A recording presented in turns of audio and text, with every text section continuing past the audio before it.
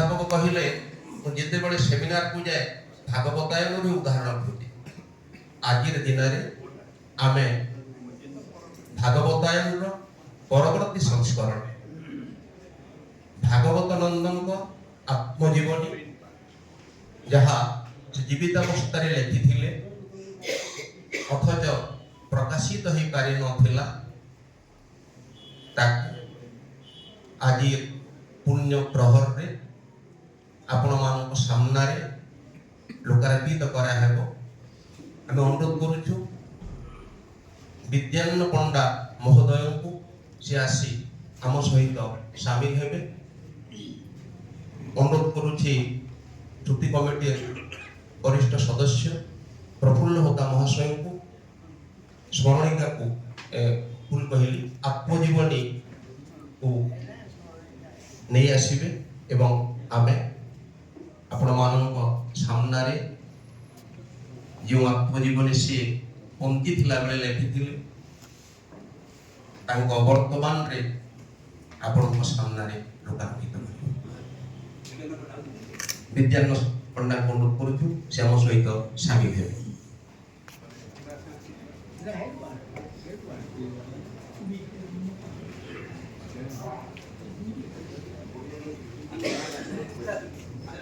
नरेश भाई टिके पछाड़े पड़े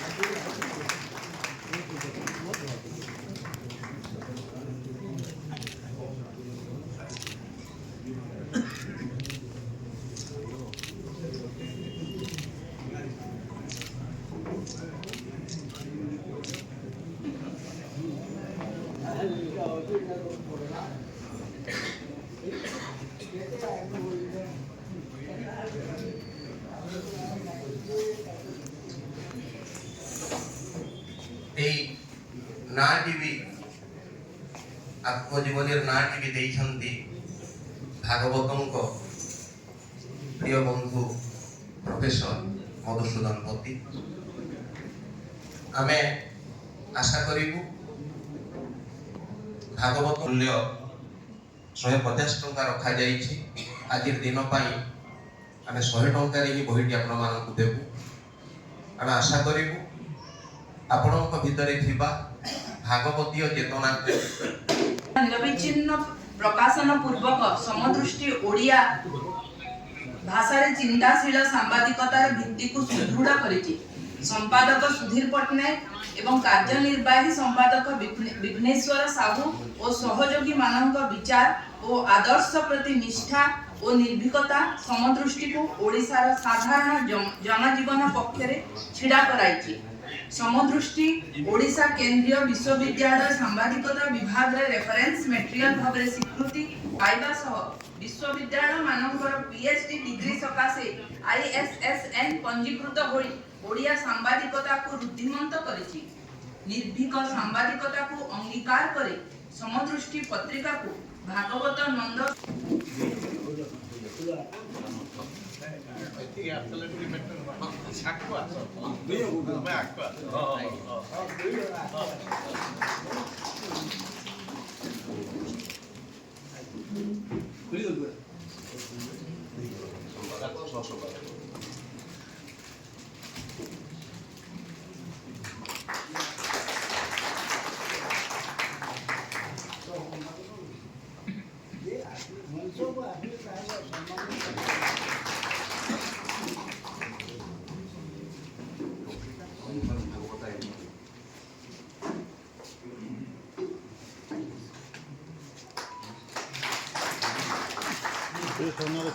आज्ञा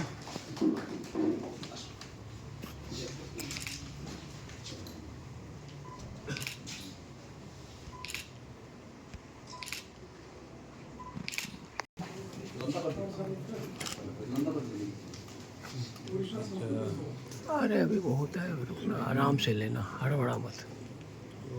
आप तो खड़े हो जाते। आ,